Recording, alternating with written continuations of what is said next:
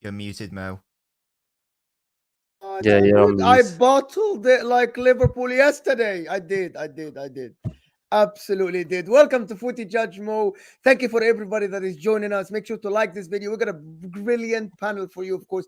As you can see, the brilliant Nobbins and the fantastic Tom Little, of course, with us here today. We'll talk Liverpool. We'll talk Manchester City are already starting the last phase of their season where they blew everybody or something. And Liverpool, people talk to me about they are out of the title race. I don't believe that, but we'll get the opinion of the guys here. Of course, make sure to like the video if you're here already. We'll talk about Liverpool yesterday. Darwin Nunez, the bozo, as I call him, of course. Tom doesn't agree with me. But welcome, guys. How are you feeling? Nobbins buzzing. Tom, a little bit. You're smiling, though, Tom. You're all right. He's a happy man. But above Arsenal, who are apparently the best team in the league, so I've got my woodies. This is it. So listen, about yesterday, we'll start there.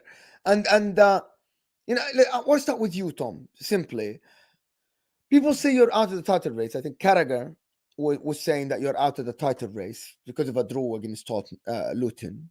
Mm-hmm. Do you believe, first, that you had a chance to win the title? Do you believe that you were one of the guys that, maybe not above City, of course, but you had a chance of winning the title?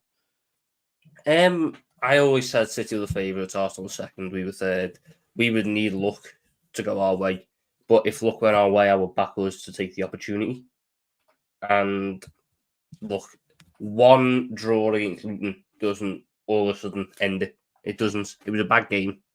But the year we won the title, we lost to Watford, who also got relegated. There's been plenty of title winners who've had shit results at newly promoted sides. It happens. It's part of football. That's why we love it.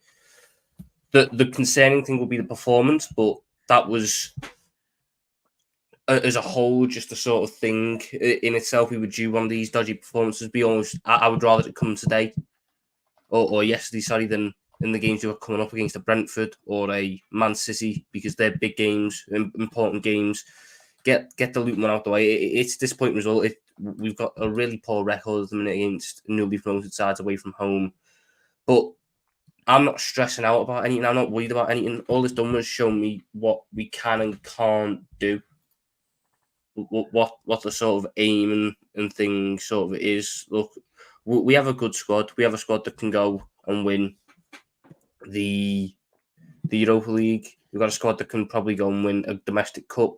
We've got a squad that, if injuries and suspensions and poor form, all of it sort of falls the correct way, then we might have a chance at this title. But we're not favourites. No chance. We still lack a number. Nobody put you as favourites, Tom. No one did. No, but I don't think we're not out the title race, because I don't think the title race. Let me give you an example. Yet. Do you believe Manchester United have any chance of winning the title? No. Do you believe Brighton do? No. Okay. Do you believe Arsenal can win the title? Do you believe Liverpool can? That's my point. The fact that some Liverpool fans say that, no, we're not going to win it. I get you. We cannot predict the future. We saw Manchester City without Rodri, right? If Manchester City, Doku is the spark now with them. Liverpool, you score abundance of goal. You probably, the game yesterday, you were not great because of many reasons. But it wasn't because of the DM. One of the things that you said on this channel, on Sam's channel on the Football Terrace, and you were honest about it, is that the lack of DM might hurt your chances of winning the title. But you didn't draw yesterday because of a lack of a DM. You drew yesterday because your forward line, which is the best in the league, were not firing. So that was an isolated event. Unless you think this can happen again. It 100% can. It 100% can. I say that this game highlighted the lack of a DM because McAllister got run round. McAllister was awful, and it wasn't exactly a fantastic midfield he was up against. He was fucking Ross Barkley, who I haven't heard of since 2018. Apparently, he's still kicking around. Like, McAllister, Gravenberch, Soboslai did not get into the game. They got bullied yesterday. They didn't win any duels. We missed Curtis Jones, which is something a lot of people won't like hearing, but it's the fact. He's not a flashy player. He's not a great player, but he does everything we need him to do. He wins his duels. He keeps the ball. That was what we needed yesterday. The finishing cost us in the basic sense of we created enough. 6 big chances we created and didn't score a single one of them. That should be enough to win you a game, and we didn't do it. Nunez had to score at least one of them, even though I think he was offside in the last one, so it wouldn't have mattered, but still, it's a horrific miss. Salah, possibly the worst game I've seen him in 2 years. Jota, that whole left side, because everyone wanted to go inside, there was no width, it didn't really gel. Gakpo came on, didn't really do much. Diaz buzzing for his goal. Hope, you know, with everything around him, it's a good thing. And we really missed him from the off, because he's the only winger who can sit there and operate on that wide area, on that sort of, he can start out on the line and then cut in, give it a bit of width. And when you've got Gomez, when you've got Gravenberch, when you've got Jota, all of them want to receive the ball and go inside. Jones is happy to sit on the byline. Diaz is happy to sit on the byline. Tsimikas, I'm happy to not start him if you're going to play Gomez, because I thought Gomez was better than Tsimikas when he came on. I thought that defensively we were fine. The goal off a counter-attack comes from our innate ability to not tactically foul, which is the biggest gripe I've got with this team. But since Jurgen Klopp's come in, we just don't tactically foul. You look at our closest competitor for the past how many years, City, they top the foul list. Rodri and Fernandinho have reputations for tactical fouls, and it wins games because it stops counterattacks like yesterday. They start that counterattack. Ross Barkley's running forward with the ball. Canati just has to kick him in the foot. Get booked. So what? You can come off a massive then. But you stop the counterattack. It stays 0-0. We go on and win the game. That counter-attacking goal yesterday was a shambles because we had 5 players complaining for a handball and not running back. Then we had Kostas Tsimikas. I'm not the biggest fan of Tsimikas, but I struggle to understand what he was doing yesterday. I've played in defence before, and for me, the first thing you always do when you're in a situation like that is back your other defender to cover the run, go and close down the cross. Tsimikas didn't do either. He just sort of ran, didn't stop the cross. Didn't offer any other help otherwise. He was just sort of stood there and did not. And McAllister's got to keep up with him. McAllister lost him. Counter-attack goal is awful. And then we just didn't do anything. Salah, like I said, didn't get into the game at all. And it was a concern because when he didn't get into the game, we looked a little bit lost. Yeah. But it was a bad performance. I'm not sitting there going titles. It was a one-off. It was a one-off. All it done was, for me, emphasise the need for reinforcements in January. Yeah, 100%. Because you get that DM in, you can then put McAllister a bit further forwards. Maybe you're not having the same issues that you had yesterday. You get that left centre back in, you've got someone who can provide a little bit more width instead of Joe Gomez, who wants to always cut in because he's right-footed. It's just, if there was a game to try, it was Luton and it didn't come off. It's what it is. Yeah, big up people that joined from This Is Football, of course. Thank you for joining us. Make sure to like the video. Big up Hussam. Big up the guys at This Is Football. Hussam was talking about the game yesterday, of course. Big up everyone that is here. Make sure to like the video, subscribe if you're new, of course. Thank you, everybody that is here with us. Thank you, Hussam, of course. Thank you for This Is Football, of course. The guys here, Nobbins and Tom Little, their channels are in the description. You just have to click the link, go give them subscription, and come back with us. Hit that like button. It's underneath your live chat. I don't need to do a tutorial for you. It looks like this underneath your live chat. It's simple. It doesn't cost you a penny, but it helps the channel massively move to the next person. So hit that like button. Nobbins, from your point of view, Liverpool. Yes. Were you one of the guys that considered Liverpool a title challengers for Manchester City this year? Forget this game. Before this game. No, and for the reasons that Tom's brought up in terms of... that's not to disrespect them, by the way. I've got them to finish 3rd and not too far behind Arsenal. But in terms of like a genuine title threat, I never really consider them, as I say, for the reasons that Tom has outlined. It's not a disrespect thing. It's because the fact that there is no Rodri, there is no Fernandinho, there is no Fabinho, that, you know, in like 2019, that sort of figure at Liverpool. It's very, very hard to have a functioning controlling and being able to control the midfield without a proper defensive midfielder, whether that's someone to do a tactical foul, whether that's someone to just dictate the play from behind, just keep everything calm and organised. So yeah, but next season, because I only think there are a couple signings away from properly challenging City. I've spoken about this before.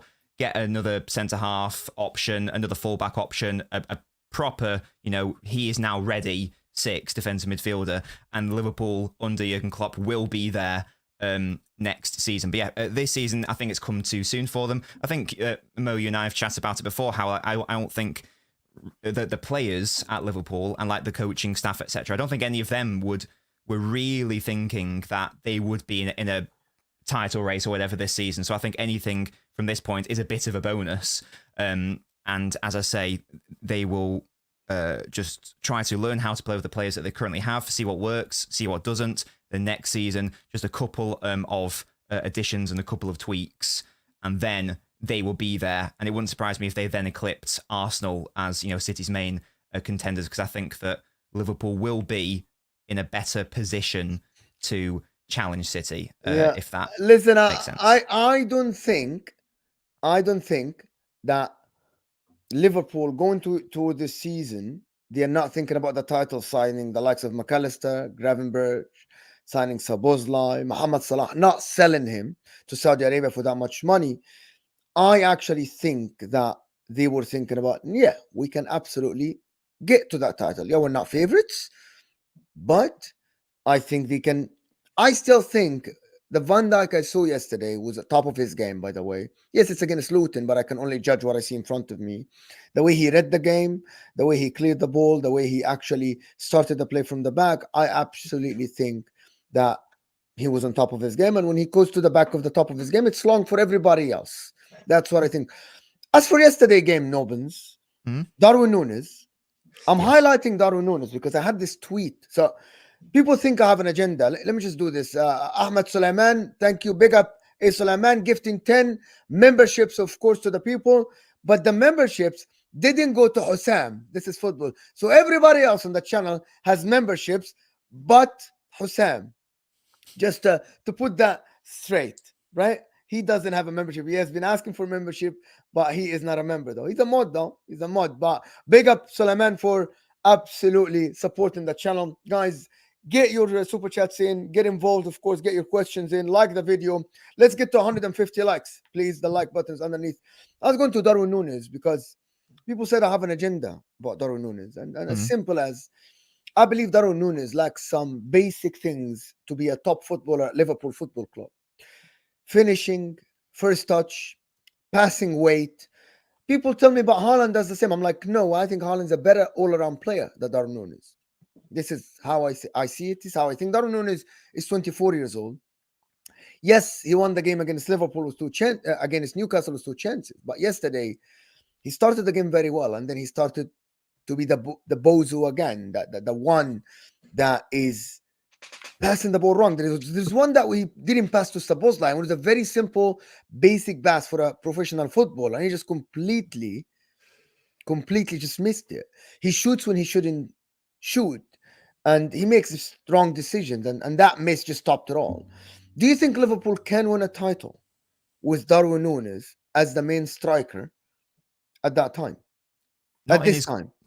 Not in his current form, but I think that Darwin can definitely become that guy with some more coaching and maybe just some more calmness in front of goal. I was just chatting with Tom briefly before the stream started, and I was saying how I would much rather my striker get lots of chances, get into those positions and miss, rather than not get into those positions in the first place. It's much easier to try to train and coach finishing than it is to try and train positioning and movement, which is quite a lot of the time down to just instincts and just knowing when to move and when to not move.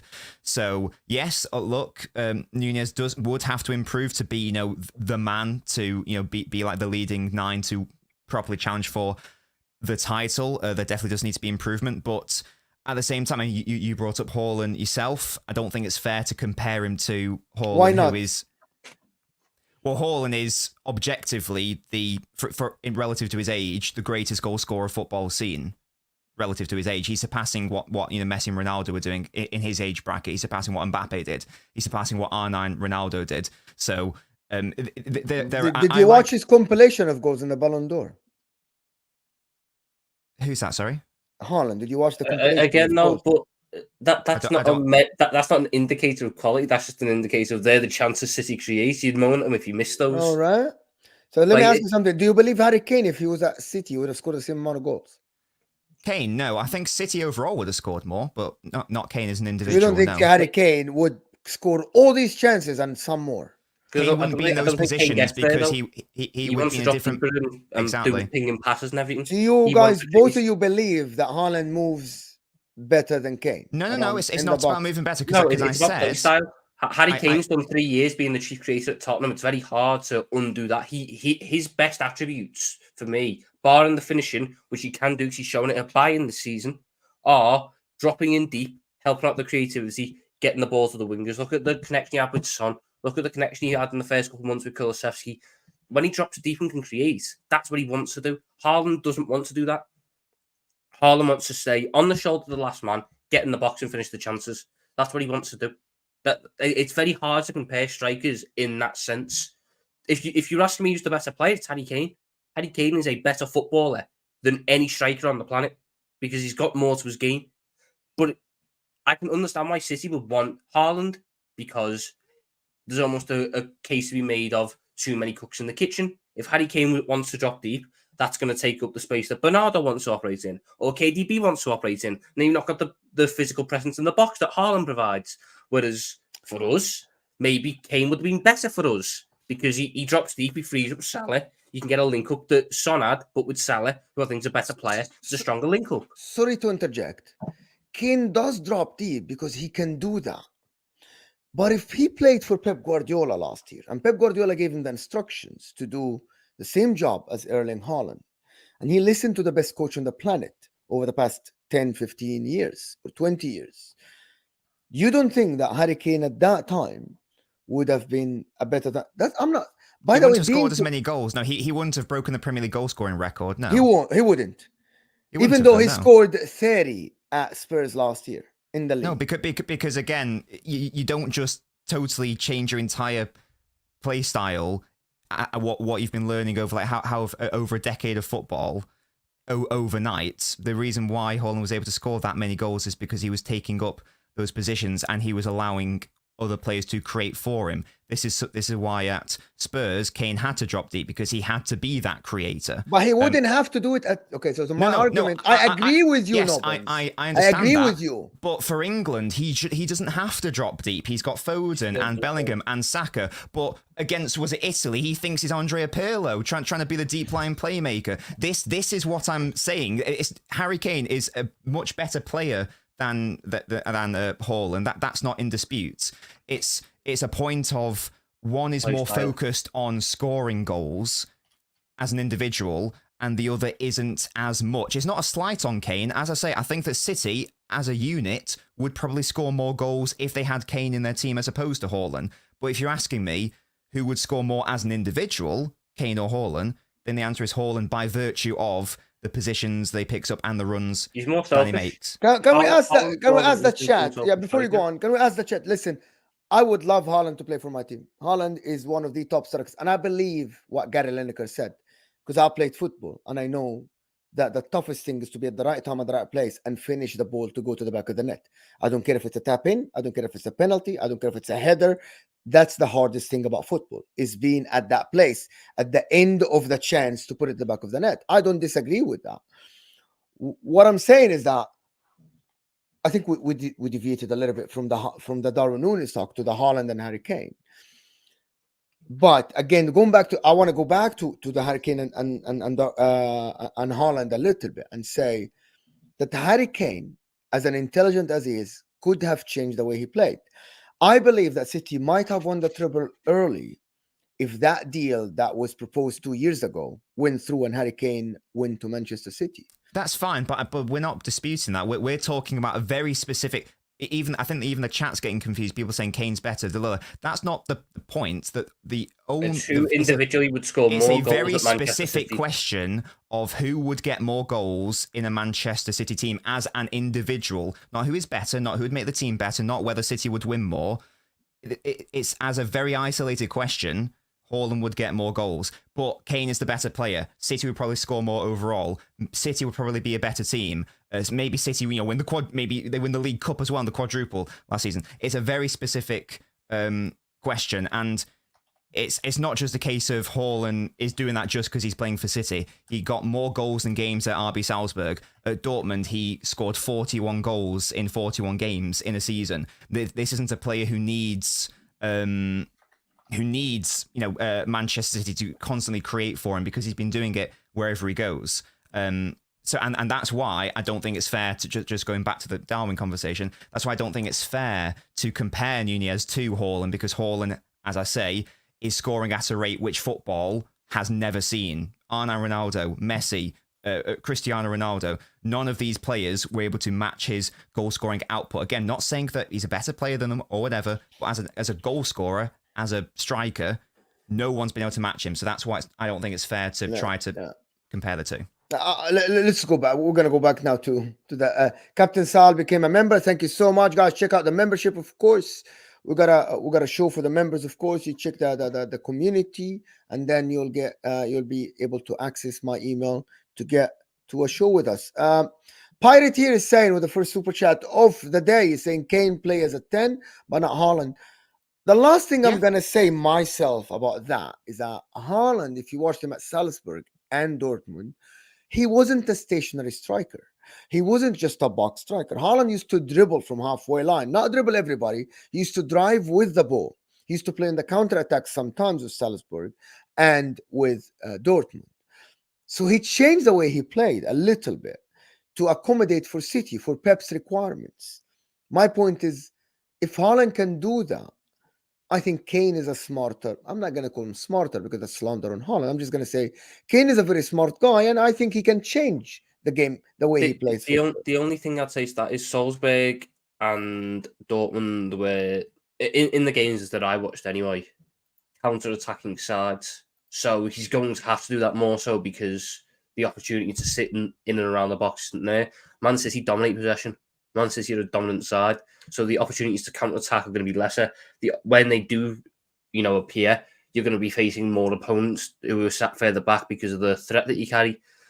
Harry Kane, albeit in the latter years of Tottenham, not as much, but for the majority of his time at Tottenham was in a possession-dominant team. So Harry Kane already it would be lifting. Bayern, He wouldn't have to change his style to accommodate a team and try and go to a system that he hasn't really played, because he was part of a very good possession side. He knows how to play in those possession-based systems. And even then, he was still doing that, dropping in, operating in the space so he could accommodate the likes of Son, the likes of Ali when he was on it, the likes of Lucas Moura when he played. Harry Kane would still drop deep then. Could he adapt his game? Yeah. I have no doubt in my mind he could adapt his game, but it would take a little bit of time. Whereas with Haaland, it took no time. He was 6 games in and he got 3 hat-tricks. Fair enough. That's a testament of how good Manchester City is, and how good he is a striker, and how good he is as a striker. Like how good is he for adapting. I just believe if they were going to end on the same goals, it would be Haaland started quicker and then started to sort of fall off towards the end of the season, whilst Kane would start a lot slower, and then you'd have a 3-game stretch where it just clicks for him, and he ends up with 6 and 3 or 7 and 3, and then from that point he just goes on and on and on once he's adapted. But they would have to intersect at some point. Haaland would obviously start much quicker at City than Kane did, because Haaland didn't need to adapt. Haaland could just play his style, whereas Kane would have to go and almost retrain his brain to go, right, I don't need to drop in and then create because I've got De Bruyne there, I've got Bernardo there, I've got Gundogan there. I can just stay up here. I don't need to feed the ball to who did you have on the wing last season? Grealish or Foden, because I'll be the goal scorer. Whereas that's what he's done at Tottenham when he's not been able to get into those games. Which is the answer to this. Ugly Hudrat saying, Mo, why did Kane only score 17 goals in 2022 season? Because he still played for a Spurs team that was absolutely shambolic. Now, he doesn't have one of the best playmakers we've ever seen in our life now, which is in Kevin De Bruyne. He doesn't have the best coach in the world. He doesn't have these guys. And me praising Kane is not me slandering Haaland. Haaland, what he did is historical. Probably this number that he did, if he doesn't break it this year, will be there forever, as long as we live. I believe so. I believe that what he did is like what Mohamed Salah did when he came in for a season and broke the record of the Premier League. with Erling Haaland and Mohamed Salah, what they did is amazing, right? And it's something that will always be remembered. I'm not slagging Haaland because this started with comparing Haaland to Nunez. Why does Nunez miss these chances, and why does Haaland score all these chances? People like to compare both. Haaland's a freak. Haaland Haaland's is a generational player. Who this is like the argument that some people have with Messi and Ronaldo, where they go, Ronaldo just does everything you expect the footballers to do at the highest level.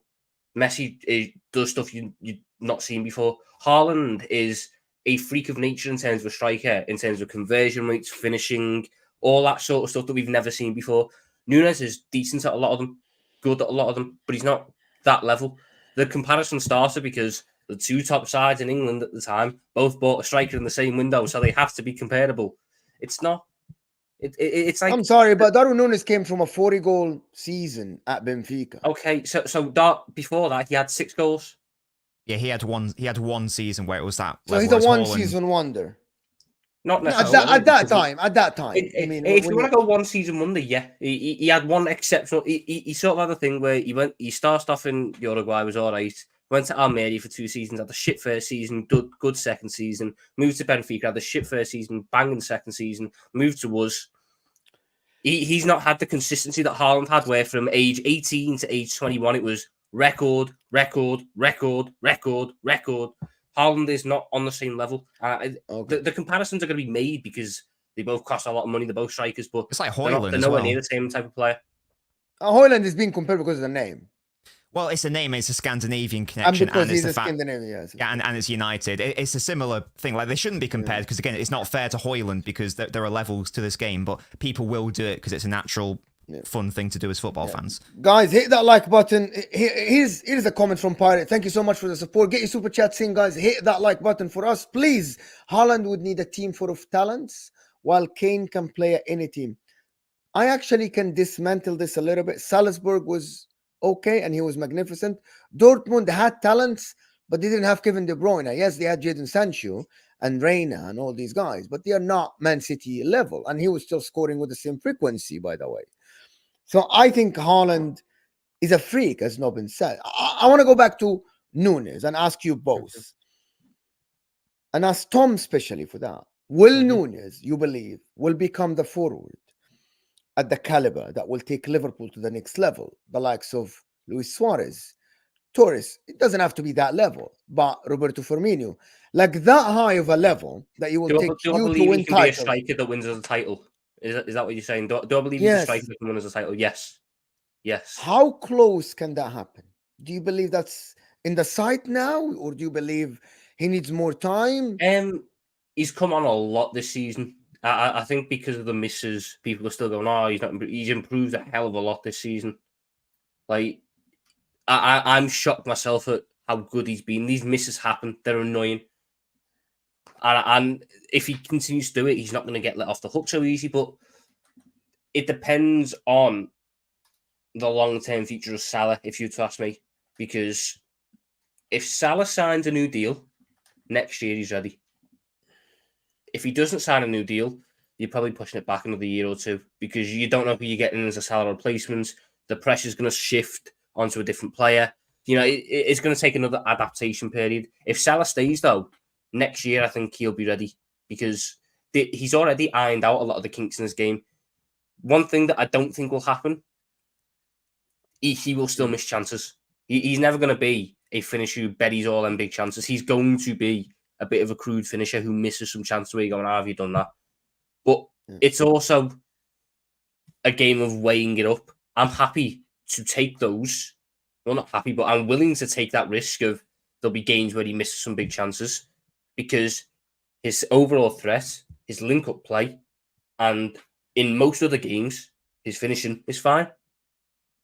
It's perfectly fine. This season, he's got on, I think it's 6 goals and 5 assists in the equivalent of 5 games worth of minutes. Like he's there. He's so nearly there. He just needs. The problem is your attack is so lethal, Tom, that it masks his flaws. Yes, no, we know his flaws. Games like he has a lot of flaws. The thing is, that for me, he's one of your worst attackers there. All of them are good. I'm not saying that he's a championship level player. No, like that front three that won the Champions League was flawed. That front three that won the Champions League has its flaws. Sadio Mane was the most inconsistent finisher you could imagine. If you think Nunez is bad, Mane was at that level at points. Mane was bad. Firmino had periods of time where he couldn't finish, but it just clicked. It clicked for them because they had Salah who could bail them out. Mane loved big games. All of them are good footballers. All of them were good footballers. Yeah, but I also don't think Darwin Nunez is a bad footballer per se. I think he doesn't look great. 100% he doesn't look great. But I'm someone who looks at a forward and go, I wouldn't care if you were the worst looking footballer on the planet in terms of your touch looked awful, your dribbling was awful. It looked like you'd never stepped foot on a football pitch before. But if you're getting me goals and you're getting me assists, I don't care. Because that's what being a forward's about. And Nunez is the second best in our team at that. I think yesterday you missed Luis Diaz. But there are going to be games where you're going to want a different type of striker than Darwin Nunez. I mean, we've got one coming up where I wouldn't start Nunez. Man City, I don't want Nunez to start that one because I want Gakpo to start it. Because I believe that when you're going up against a Manchester City away, you have to set yourself up to counter them. Mm. You have to set yourselves up to deal with their weakness. And for me, that weakness comes from trying to block the ball getting into Rodri. If you're able to limit the ball going into Rodri, you're able to force different types of attacks, spread them out a little bit, cause other issues. I wouldn't back Nunez to do that in the same way that Firmino done it for years against City, in the same way that I believe a Cody Gakpo can do it. I wouldn't back Nunez to do that, but there's against 15, there's 19 teams you're playing the Premier League against. 18 other teams I'd back Nunez to start because I think as an overall package, he's just frightening. And unfortunately, because he's not Haaland, I do have to take these dodgy performances in line with the good ones. Yeah. It's part of the game. Yeah. Listen, Liverpool to yesterday should not overthink what happened in the game, to be honest. Shouldn't. Like, this notion of like the meltdown with this, because you drew a game against Luton. I'm like, just come on, just stop it. It's all right. Pick up everybody in the 4-0, don't they? And yes, exactly. Like you shouldn't be looking at. And it's not that Liverpool played bad, by the way. It created abundance of chances, and it doesn't happen often when all your forwards are having an off day. Like also the fact that what happened with Luis Diaz and all the things that happened. So to be honest, it doesn't happen often. Moving on to Manchester City a little bit, and listen, I actually think that what happened when you score 6 goals and your forward doesn't score a thing, I've seen a lot of people slander Haaland for it, and I'm like, I don't disagree with this. I don't know your opinion, Nobins, about it. Like, your team scored 6, your forward didn't get any of them. He was trying to get involved. He was an average player in the game, like just another player, but it was a Doku show. Did you look at this game? And I know you're not worried about Haaland, but did you look at this game and said, yeah, we don't need Haaland to score 50,000 goals. We're all right now.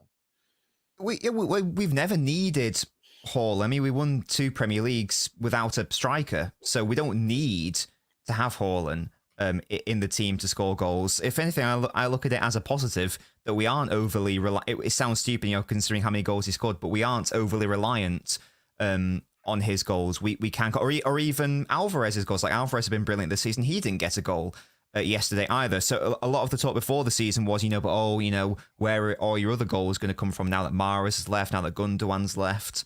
Where are all the other goals going to come from? Other players had to step up, with De Bruyne being out as well.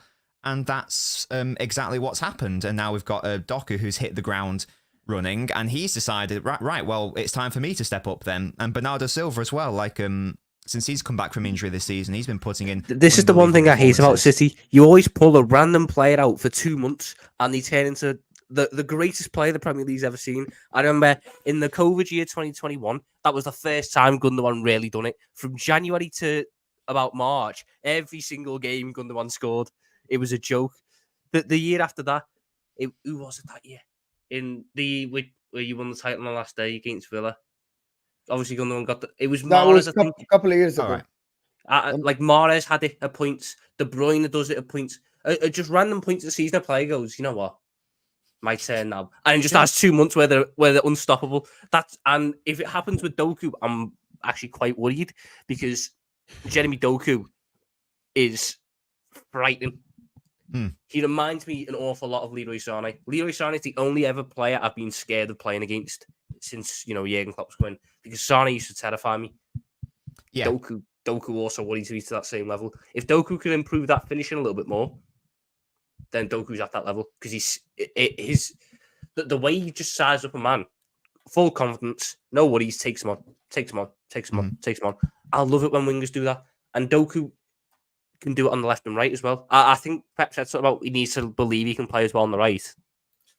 He gets that side to him, and he's a threat on both wings. Yeah, there's no exactly. He's done so much better than I thought he was going to do. As you say, doesn't matter if he's on the left or the right, left foot, right foot, even through the middle against Bournemouth. He was like, carrying the ball, and then that led to a goal. He's objectively, statistically, the best dribbler in Europe in terms of the a number of take-ons he does, in terms of the success rate of those take-ons. He's only 21 as well. That's a mental thing to think about. He's only, you assume, only going to get better.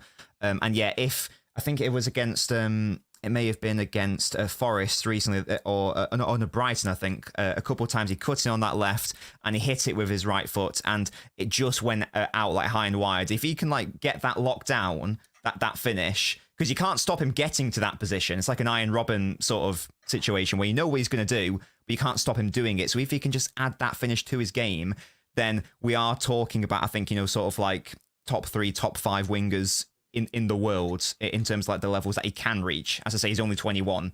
Think of like, assuming he's going to keep improving, he could definitely be that guy. And the worry is that City attack. I've always said that our teams at some point need to grow units together. For us, I want us to grow our midfield together so we don't have to touch it again because we're shit at addressing it. So you get your DM in who's a similar age as McAllister, so it's like, don't need to touch it again. If City's attack now is Doku, Haaland, Alvarez, Foden, you could add 1 or 2 more to that. Like Bernardo. Yeah, but I'm just going by in a core group of all around the same age: Alvarez, Haaland, Foden, Doku. That is terrifying, because they are this good now, and they still have so much more to get to, so much more room to grow. You've got Grealish there, who I think his time might be coming to an end at City. No, I could coming from Mo is kind of weird, huh? I could defending Grealish. I'm telling you why. Listen, I never said Grealish is a bad player. The Grealish at Aston Villa was similar to Doku. He was taking on players. He was taking it onto his own hands to dribble and create chances. He was a very direct winger. He used to drive from the midfield. And everybody that says otherwise, he just didn't watch. When he went to Manchester City, somehow he played it safe. And I am not in the dressing room to say it was instructions or not. I'm just analyzing what I saw. I saw a negative player that passes the ball back, and maybe that's what City needed at that time, because at the end they won a treble, right? But I thought he's the only one that was replaceable at City last year.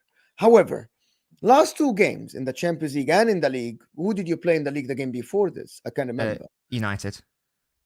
He was very direct. He was taking on players, and I'm like, where this has been? Did you need Doku to show you? Why are you not doing that? You are a brilliant footballer with a brilliant brain that can play football. Why you weren't doing this last year, right? He created 3 clear-cut chances against United, if I'm not mistaken, and 2 clear-cut chances against young boys. Yes, it's only young boys, but he was the one who created them more than anybody else. So I actually think Jack Grealish now can add a different dimension to this Manchester City team. Yes, he didn't do it last year, but I'm just telling you now, I have seen Grealish of Aston Villa in the last 2 games he played.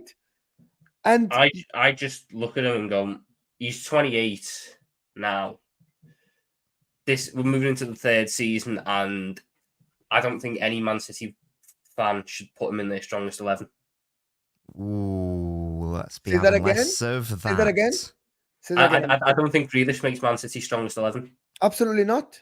Because Jeremy Doku showed him levels. For me, I'd have Foden on the right and Doku on the left. No, Bernardo on the right for sure, 100%. But Bernardo, I'm just going by at the minute they don't have KDB, so Bernardo's got to go into the middle. So KDB is not there, that's what you're saying? Yeah, obviously, if they were doing their strongest 11 right now, it'd be something like Ederson, Walker, Stones, Diaz, Guardiola, Rodri, Bernardo Bernardo. Alvarez, Foden, Haaland. Yeah, Doku. Alvarez, That's what we Foden, do. Haaland, Doku. Yeah, something along those lines. You can maybe, if you want to go a little bit more defensive, put Kovacic in, but I don't think Grealish makes it.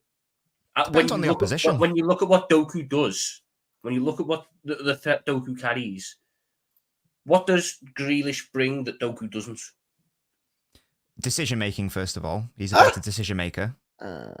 No, he is. Doku is very good, and I like Doku a lot. This isn't like a slander at Doku, but he does oftentimes, because he's so quick and because his feet are so quick, he does often rush his decisions, whether that's to dribble, whether that's to cross, whether that's to pass. What Grealish is very good at is basically always making the correct decision and making the correct run, making the correct movement. And it depends on the opposition. If we're playing Old Trafford, I want Jack Grealish to play. If we're playing home against Bournemouth, I want Doku to play.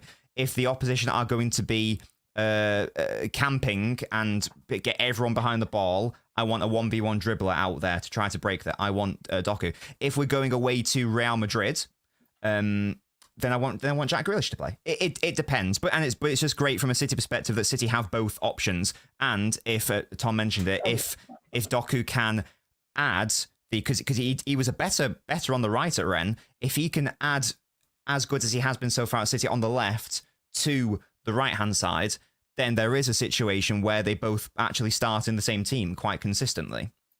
So it's not a case of one or the other. It's like last season we weren't going, oh yeah, Bernardo's so much better than Mahrez, he should never play. It's a squad game. You've got to have all these options, all these players.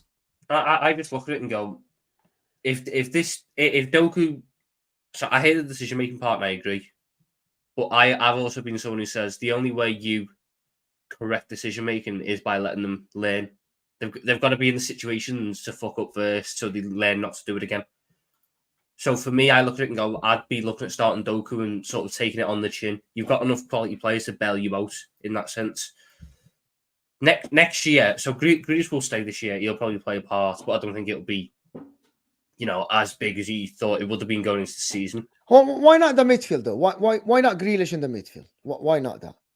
Because I don't think he's got. I don't think he has the mental side of his game to play. But you just said that he is a very good in decision making. That's very. I think he definitely could do that. I mean, we have so many. Alexander-Arnold is a very good decision maker. Tom now was going to say it's not me, it's Nobbins. Nobbins. I didn't. No, I can. I didn't say that. I can back the point, but I'll sit there and go.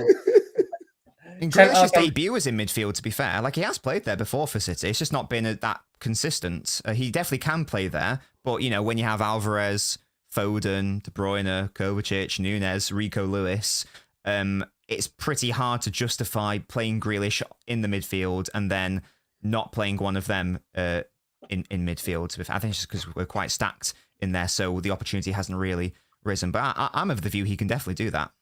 I just look at him and go, it's very hard for me to see him do it because I don't think he has the mental side of the game. He's like Trent with me. I look at him and Trent at the same level. They're fantastic in the wider areas when they've got a little bit of time to decide what they want to do. Put them in the middle where you've got less time, people are on you straight away. I don't think Grealish has the heart, has the sort of mentality to scan properly and everything. I think he could do it, but it wouldn't be a case of dropping when he's there. It would take a couple of months because it's a very hard thing to learn. And I don't think Pep is going to do that with him. I just look at him and I think it's a case of Grealish might just be the big casualty next summer if this Doku thing really works out. Do we think that Doku will be the second best, the best player at Manchester City this season? Do you think what? No. Sorry, he's already at 7 GA, if I'm not mistaken.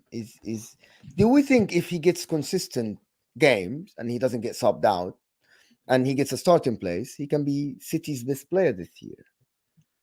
No, I think it's very hard to be City's best. Is he going to be better and more important? No, than Kevin De Bruyne is injured now. I don't know. Yeah. I'm not including De Bruyne. Once you miss 6 months, it's very hard to. But better, more consistent than Rodri? Highly doubt it. Better and more consistent than Bernardo Silva? Again, highly doubt it. Better and more consistent than Haaland? Probably not. Well, it's this Better season. and more consistent than either Ruben Diaz or John Stones? No. Not for me. Yeah. I think in a couple of years, 100% he'll be in the conversation for City's best player. But when you've got Rodri, Stones, Bernardo... You remember Ruben Sane Diaz, was one of their best players at some point, even though like Sane was the Leroy amazing. Sane that joined Man City was better than Doku that joined Man City. I think this Doku is fantastic. But listen, Nobbins, Hello. do you need anybody in January? No. Or you already clicked? Done. This is March for Manchester City now. Do you think this is March for you now? This is it. Do you think you can walk the league now? I still think you are not as strong as last year's end of the season. I still think you'll face hurdles this year. I think the league has a little bit. Liverpool kind of stepped up a little bit. You and Arsenal went down a little bit, not by much, but you went down. Do you need anybody in January, or you're good? You're good. No, we need. I think ideally the situation is that Calvin Phillips will be sold and moved on in January. I feel really bad for Phillips, but it just hasn't worked for one reason or another. Whether it's because Leeds Bielsa's style of football just drained him, and we're seeing sort of like a Fabinho situation where he just can't do it anymore. I don't know, but he will probably go. We've seen that Kovacic can't really do that role if Rodri leaves, but I don't know if January is the best opportunity. I think I would probably rather see City just try to look at that position more in the summer. Probably not like an out-and-out defensive midfielder. Probably an 8 who can do a really good shift at defensive midfielder. Ilkay Gundogan. If only we didn't sell him, we wouldn't have that issue. Or let him go on a free. But yeah, we don't need, outside of that. We don't need. We definitely don't need like another option at the striker. Don't need any options on the wing. We're stacked at centre half. The only question mark is that if and when Rodri needs to be rested, rotated, can City cope without it long term? Because Phillips clearly is not the guy to do it. But I think that's more of a summer signing, to be fair. As I say, I think that would be a... Can you not keep Phillips so my stupid fucking football club don't look at him and go, he could fix our problem? Because he could do a job I'm worried for Jurgen Klopp's tricky Reds. Calvin Phillips can barely physically handle Pep Guardiola's system. Could you imagine us putting him in a gegenpress full-blown system? His leg would fall off after 15 minutes. Yeah, I don't want it. And I keep seeing all these rumours that, he liked him when he was at Leeds. Yeah, I don't like this one, though. This isn't the same fella.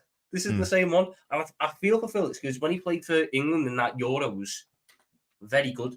I could see why City wants them. But he's not that player anymore. Physically, it's just deteriorated so fast. Mm-hmm. And he needs one of those systems where he has everyone else doing the running around him. Mm-hmm. And even then, I don't think it's going to really work for him. I also think he's had the awful job of being earmarked as the Rodri replacement. Mm-hmm. When no one is at that point. No one is going to be that. It's like us trying to buy a Salah replacement. No one's going to be that. It's such a horrible tag to try and live up to that I don't think there's many in the world who can do it. The reason why I think Gundogan was good in that role was because Gundogan never tried to be a Rodri. Whereas the moment Phillips joined, it was, right, you're the Rodri. Yeah, you've got to do what Rodri does. You've got to be Rodri, and that's not Phillips' game. So maybe the best plan for City is buy a player who doesn't even try and emulate Rodri and just does his own thing at DM, gives his own strengths. Maybe that's the thing you need, so that if Rodri does go down, the system doesn't fall apart like it did in those 3 games where you've not really got anyone who can play that role properly. But it's a problem for next summer. You don't have to worry about it in January. Exactly, yeah. And someone in the chat just reminded me that we are signing or have signed, I don't know what he's called. He's the ginger player that plays for Boca Juniors. The left back. Yeah. I don't know anything about him. As I understand it, he's a left back / left winger. I don't know anything about him. I'd be very surprised if he came in and made any significant minutes. But so if we want to include that as a January signing, then that is indeed who we are signing or have already signed. But in terms of City needing to change the first team, no, we don't need to. We just need to continue as is, to be honest. And Mo mentioned, when will it all click sort of thing. We're actually better than what we were at the start of last season. It was just sort of like that period post Spurs away defeat, after the charges came out. It was like the January point where you just had a bit of a ropey spell. Yeah, and there was I think City do that every season. March. They have like a month where it's a bit like, ooh, is this it for City? And then they go, it's 15 wins on the bounce. Yeah. And I don't think it's going to happen this year. But I want to move on to the last part, 5 minutes on, or 15 minutes on Arsenal. I didn't get your opinions about, do you guys think they were robbed? I don't think they would deserve the win, but do you guys think that Bruno Gomes should have been sent off? They were robbed of being able to play against 10 men, but they weren't robbed of like a result or a win or anything. Not a winner or something, but you don't think the ball went out based on the angles we saw? No, the ball didn't go out. There's no conclusive proof. There's no conclusion. Yeah, but the conclusive evidence was just the angles that we saw, which is what they saw. And you can't guess. You can't definitely say it. So then it goes to the line. Well, I can. There is one picture that showed the angle where the whole line is there. But as a referee, you can't guess, can you? No, but again, why not? There's no guess. There is no guess. The photo's angle wasn't on the line. Perspective. But it's the same one for Manchester United against Brighton. Yeah. So okay, so hear me out, because I explained this yesterday. Okay, so hear me out. VAR sees the same angles we see. These are the angles that they can judge, right? The ball clearly in two of the angles are out. Two of the angles show that the ball is out. The whole line is there. You don't have a bird's eye view, and you don't have the technology that beIN Sports have. So you can't show bird's eye view. You cannot do a virtual reality thing. So for them in the VAR room, they're looking at it. They see the angles, the ball went out. So they make the decision based on the angles they see. They don't make the decision based on simulation. The same as the offside. In Italy and in the Champions League, the offside is a line drawn by a technology, right? So that technology is not wrong. In the Premier League, the lines are drawn by people, by humans. So we have to judge it based on the humans. So that's the same. The angles that they have are the angles that we saw. They don't have the technology, but they have enough technology that showed that the ball was out. I get that the ball is, by the way, I am not saying here that the ball was out or in, because beIN Sports proved that the ball was in. So they made the right decision, yes. However, they luckily got to the correct decision on that front. Because because they called the Man United out based on the angles they had two angles that showed that the ball was out. I'm not saying the angle is right or wrong, but that's the technology you have. Yeah, but I could have judged based on that angle. The one thing I will say is it comes down to the cameras you can put in the stadium. So Old Trafford has always had better angles for those byline situations. We got better angles for that Rashford one. I haven't watched it back in ages. I couldn't tell you. Maybe it was out, maybe it wasn't. But there's much better angles there than at St. James's Park or the Emirates, etc. What I will say about that is Arsenal saying, "Oh, we were robbed." The ball's in play. The offside, I have no idea because the crap cameras in the stadium. Not enough angles. The handball, again, I think by the letter of the law, it's not because Joe Linton doesn't score. Exactly. The push, I think it's a very soft push. I think it's very stupid for a defender to try and get that. But you agree it's a push? I think it's a 50-50. I really do. Gabriel leans down himself. If my centre-back's going for an aerial duel on the goal line and shaking out of it like that, then I'm embarrassed. As much as there's potential for there to be a foul, my defender should not be relying on that. I think that the questions have to come onto Raya, because once again, another disgrace. Okay, so hold on. Before you move on, if you want to move on from the referee's decision and want to talk about the performance now, we can. If you guys disagree with me, but I'm not saying I'm right. Nobody's right all the time. And if you think that, you're actually wrong. I'm just saying what I thought about it. Now, if you want to move to the performance now, and what does this mean for Arsenal? I get that. Let's move on to that. Of the three instances, which specific element is it that you're having an issue with? For me, the ball was out based on the angles I saw. Okay. The referees didn't see the beIN Sports one. The push in the back of what's his name, Gabriel, is there. Two hands are there. I saw it. I'm not gonna blindly say anything. I'm not gonna just look at the mirror and say I didn't see it. Right? Soft or not soft.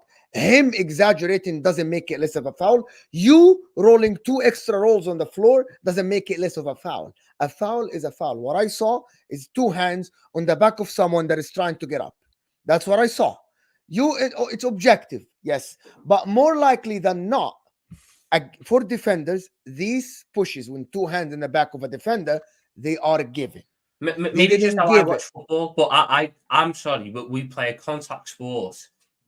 When the ball's in the air like that, it's going to be physical. Gabriel should at least do more to try and win. But he tried, but the hands were there. He tried. If he tried, he'd get something on the ball. It wouldn't be enough. The goal would still happen, are there, but you'd definitely get the foul. Because you know what? If he tried for it, he'd get the foul. Because no, he didn't get up.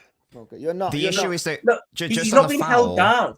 It's like that. No, it's 2 hands. He's been held down to go up. He's not being held down because it's not like that. He's not. That's the issue. There is one camera angle where it does look like Joelinton is pushing Gabriel down, but if you look at any other camera angle, Gabriel, before any contact is initiated, goes down and arches his back and he leans down into it. So he's the one who's causing himself to go down.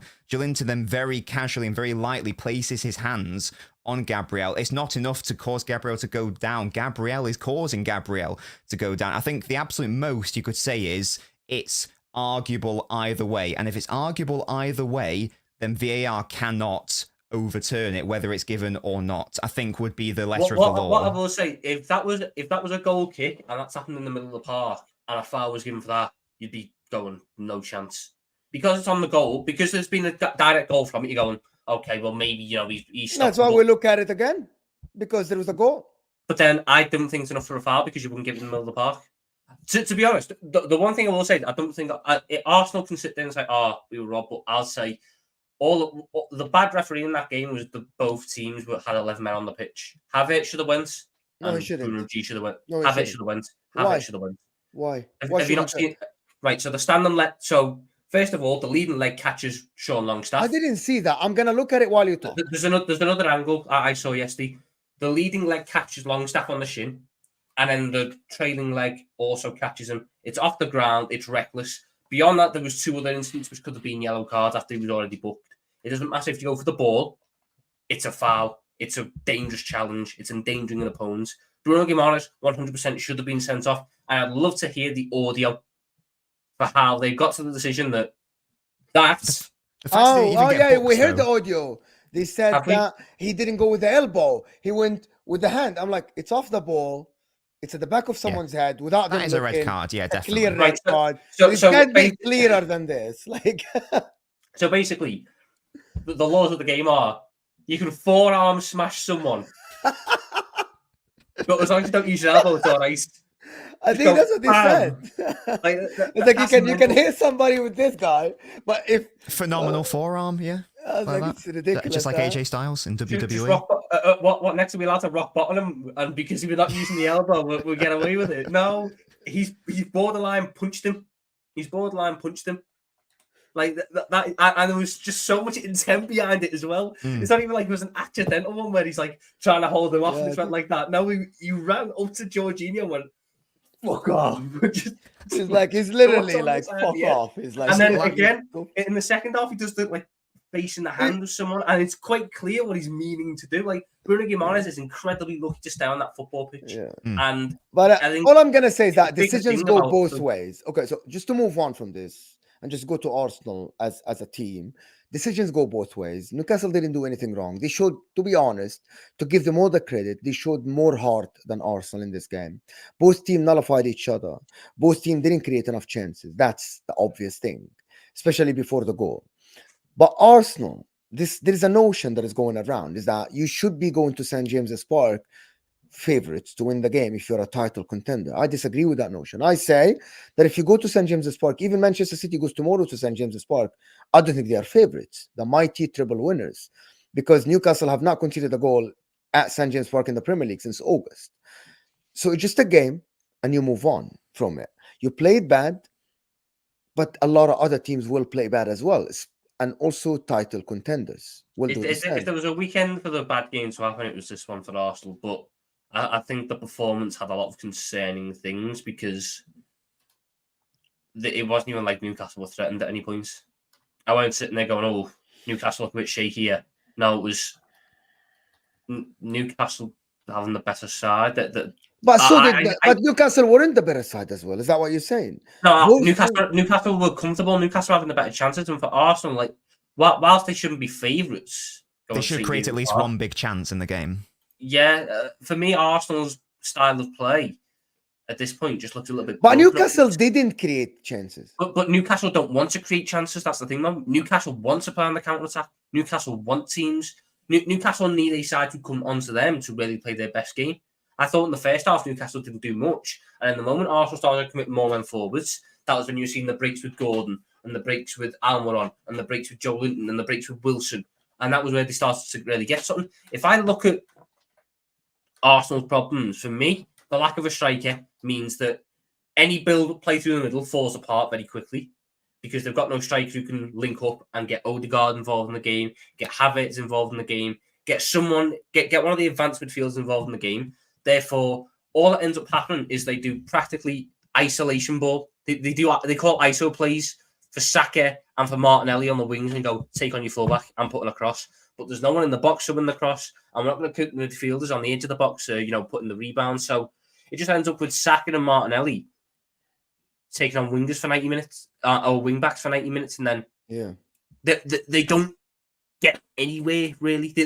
Martinelli was struggled against Livramento. Saka, they just ended up going Joe Linton and Trippier on him. And then Saka couldn't really get any joy. That's where you then want to turn to your striker and go, okay, get the ball into him. But Eddie Nketiah is a passenger. We know that. But then this is where you go back to this. This is why everyone on the sun was saying Arsenal need a striker. Yeah, but Gabriel Jesus, if he was there, it's better. Like, come on, we're not going to just act like Gabriel Jesus. Gabriel Jesus changes that result.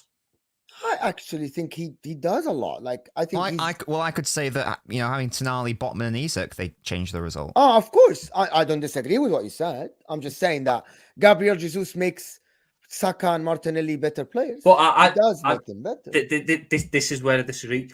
Jesus wouldn't change that result because I don't think Newcastle defend. I think Newcastle give Jesus that space. It comes down to how you'll defend them. So Newcastle sat there and went, Martinelli and Saka are the biggest threats. So we'll double up on them, and in turn we'll leave Nketiah free because we don't rate Nketiah. Now, if Jesus played, they would do the exact same thing. They would double up on Martinelli, they would double up on Saka, and they'd leave Jesus free. And it's a bit more of a risk because Jesus is better, but he's not that striker that you can't leave free. Arsenal need a striker who can get you 20 to 25 a season and who, when you're up against him, you go, we can't leave him free. Yeah. That's what creates a space for the others. And that's why I think having Odegaard and Havertz can really work if you have that striker that carries that threat and almost that aura around him. But right now, teams are going, Eddie Nketiah. We'll cover off Odegaard when he plays. We'll cover off Havertz. We'll cover off Saka. We'll cover off Martinelli, and we'll let Eddie Nketiah go one-on-one with our centre back. And that was all Newcastle done. And Jamal Lascelles did not have any luck, or did not have any trouble. Sorry, against Nketiah. He didn't. He bullied him. Jamal Lascelles, who was crap. He's awful. And I can see TK saying, did you have the same Firmino? Roberto Firmino scored 25 goals in the season before. Roberto Firmino has threat. Roberto Firmino was a threatening striker. And in turn, Mane and Salah were better wingers than Saka and Martinelli. So right now, you can't compare what our front three was doing to yours. It's not the same. But you try and do the same things. The issue is you don't have the threat all round. The one thing you do have that we didn't was threat from midfield. But you're not using it correctly because you don't have the striker for it. I don't expect Arsenal to go to Newcastle and be, the favourites and win the game 3-0 and absolutely dominate. But if I'm an Arsenal fan, I do expect us to have more than one shot on target, and I do expect us to create. How many shots on target you had against Wolves? At least one because we scored a goal, didn't we? Just one. I think you had 2 chances, and that's Wolves. But we were shit against Wolves. Why is that a right? So they were shit. Relevant? So they were bad as well. And Newcastle are much stronger than Wolves. I don't understand the point because the point is both teams didn't do anything. Man City had 8 shots on target against Wolves. Really? Yeah. I'm wrong here. 23 shots, 8 on target. But 8 on target. I can remember a clear-cut chance. even if we got 0, bringing up City Wolves isn't relevant because I'd expect City to go to Molineux and win 3-0. We were shit, so that's not a relevant point to bring up. The reason why I'm talking about Arsenal Newcastle is, again, if City were shit against Wolves, Arsenal, I expect, as I said, don't expect them to dominate, don't expect them to do brilliantly. I expect them to get more than one shot on target, and I expect them to create a big chance in the game, and they didn't. That is where the criticism and the interest is coming from for this game. Jesus Christ, when we played them with 10 men for 70 minutes, we had 4 shots on target. But you weren't the better team on the pitch. No, but I don't think Arsenal were the better team on the pitch either. They were. I never said that. I said everybody will go to Newcastle and they will not be the better team on the pitch. So then, if you're not the better team on the pitch, you still should be able to do more than one shot on target. I think that's the big thing. I think one what I shot said about on target Manchester City, they had XG less than 1, so their shots they wouldn't like. They're not relevant, Mo. We were shit against Wolves. No one's I get, disputing but that's that. so. But what I'm saying is that Arsenal were bad against Newcastle, but also you can put it that Newcastle were so good against Arsenal. They nullified them. And Newcastle are a good team. That's fine. This is what separates the best teams, isn't it? And whether you can actually win a title. Can you break down these teams? Yeah, exactly. So these teams. If Arsenal were bad against Aston Villa, if Arsenal were not having any shots against a team like Crystal Palace, yes.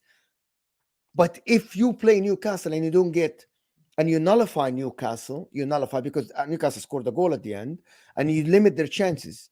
Newcastle limit you.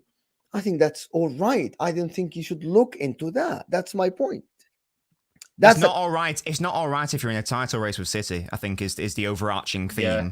I think, of the debate. Yeah, if you think so. My point is, I argue that I actually think you will struggle against Newcastle. In isolation, it's not a bad result at all. In the same way that last season, in isolation, it's a fantastic result to get a 2-2 draw at Anfield.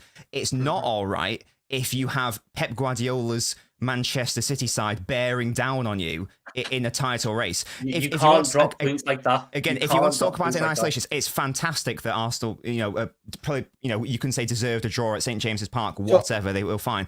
But again, I'm assuming that we're trying to give Arsenal the benefit of the doubt here, and I'm assuming we're talking about Arsenal from a title race perspective, hence the high standards. I think is the point, is the theme, and so very, very hard standards to reach.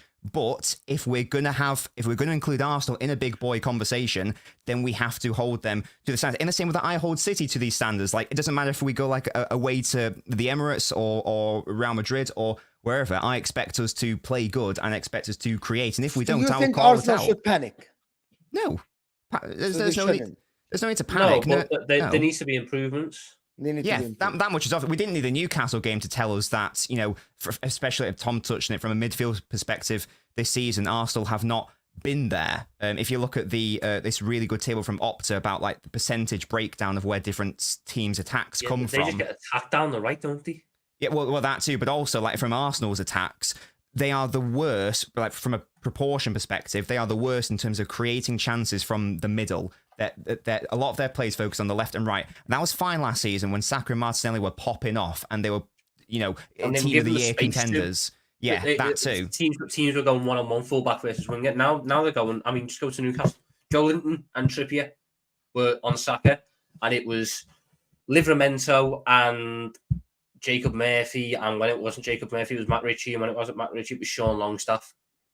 Double up on Martinelli. And then and then you compound that with Ben White not attacking in the same way that he was last year, and Tomiyasu or Zinchenko not really getting forward from left back. You end up getting the ball to the wingers and then needing a miracle where they take on 2 and then put in Sutton. It doesn't work. It doesn't work in these big games against opposition, which are quite happy to double up on your wingers. And then you get to the issue where, once again, the ball doesn't progress through the middle because they lack the striker or the attacking mid, whatever you want to say it is, whether it's an 8 or a striker. I believe it's a striker.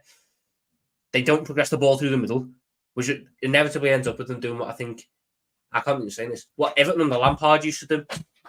Okay. having meaningless possession on the halfway line. So Saliba to Gabriel, so Rice to Saliba to Gabriel. But you're inevitably going to go the same way, which is up the line to Saka, who's in a 2-on-1.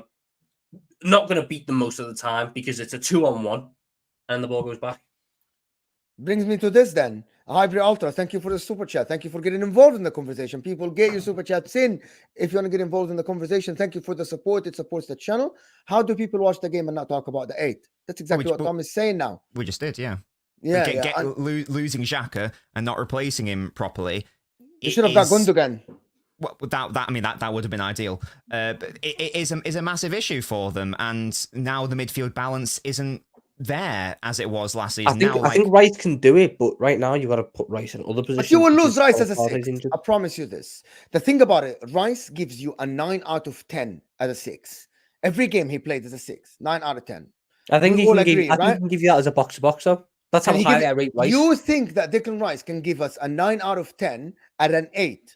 Not in his first season with Arsenal, no. Not in his first season. So. I think if you... I don't think it'll be as consistent at start off with, but I think you would lose him as a 6. You would lose that consistency as a 6. But I don't believe Mikel Arteta bought Rice to play as a 6.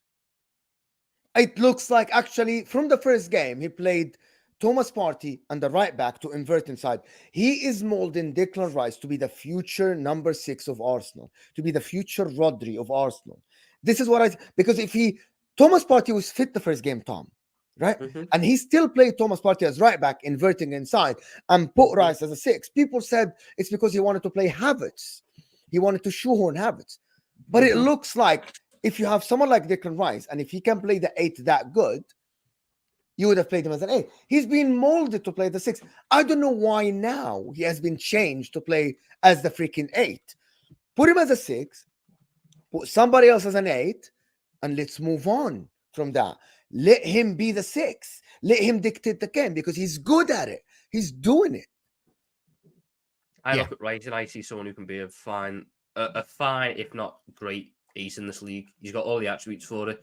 They have to play him as a 6 now because Thomas Partey isn't there, and they are missing Thomas Partey because he's the only midfielder with a pair of bollocks on him who will play the ball in between the lines. He's the only one who's happy to receive the ball off Saliba or Gabriel and boot it into Odegaard in the gaps. Jorginho doesn't do that. Havertz doesn't do that. Rice isn't doing that. Partey's the only one who's doing that. When that isn't happening, the numbers, like you said, they barely attack through the middle anyway. When Partey isn't there, it comes back even less, because you lose the one thing that was doing it. I look at Arsenal. I see long term to go and get a proper DM, more of a Partey type, to replace Partey. Have Declan on the left as an ace, and have Odegaard on the right as the advanced state, or whatever you want to call it. But I see Declan Rice as the ace. That's me personally. I see him as someone who is a fine 6, one of the best 6s in the league. But there's so much you can unlock if you put him as an 8. Really? Yeah, and you really think Declan Rice is that good as an 8? In the future, he definitely could be that guy. But I think, like, for the short term, I think the issue is that, as I say, they didn't properly replace Xhaka, and there was this whole thing about, is Thomas Partey going? Is he staying? He's not got the best injury record at Arsenal, so they're now relying on this player who, as I say, is not got the best injury record and has potential off-pitch stuff as well, which might cause him to miss games or not. So I think that was a mistake to rely on having Partey available when history tells us that's potentially not something you can necessarily hang your hat on. So I think that is definitely a situation that needs to be addressed, whether in January or not. If they want to be, as I say, we're talking about Arsenal in the big boy debate now. If they want to be, eclipsing 90 points and properly challenging Pep City, these are the sort of moves that they need to make. Anyway, I think we'll have to wait for Arsenal, but they play tough teams as well. I think they will be there and thereabout, and it's going to be again Arsenal with another season that we say you'll have to address the shortage that you have in January again. You're not complete. You kind of did a big mistake with Kai Havertz spending that 65 million instead of going and getting a proper number 8 like a Goretzka, or even offering Gundogan 3-4 years contract. You could have filled that hole. You're trying so hard. Now, I'm going to talk about Spurs later today, people. I have a reaction today at midnight UK time with great panel for you tonight. Great reaction for the Spurs, because we're going to have a serious conversation about Spurs if they win today. Serious conversation. I want to thank Nobbins. Of course, first of all, thank you, Nilut Pal Data. Happy birthday, Tom. Big up. Thank you so much for everybody that supported the channel. Big up everybody that sent in a super chat. Of course, let me give you a shout out. Of course, Ahmed Sulaiman, Captain Sal, Pirate, Ugly Hudrat, of course, Pirate again, Hybrid Alta, and Nilopad Data. Of course, thank you so much for everybody supported. Nobbins, appreciate you being here. Tom, thank you so much for being here. I really appreciate you guys. Guys, I want these guys to get extra 50 subscribers after the show is done. Please click the link in the description. Go to their channels. Give them a subscription if you haven't. Hit the like button in the last video or the last 10 if you can, please, because that helps their channel massively as much as it helps my channel as well. Thank you for them helping me here. It was a great honor to have you both here. Fantastic discussion. I hope everybody enjoyed this. Of course, thanks for everybody that joined from Ossam's This Is Football channel. I will see you guys later. Thank you, Tom. Thank you, Noppins. I really appreciate you guys. And we'll see you guys tonight.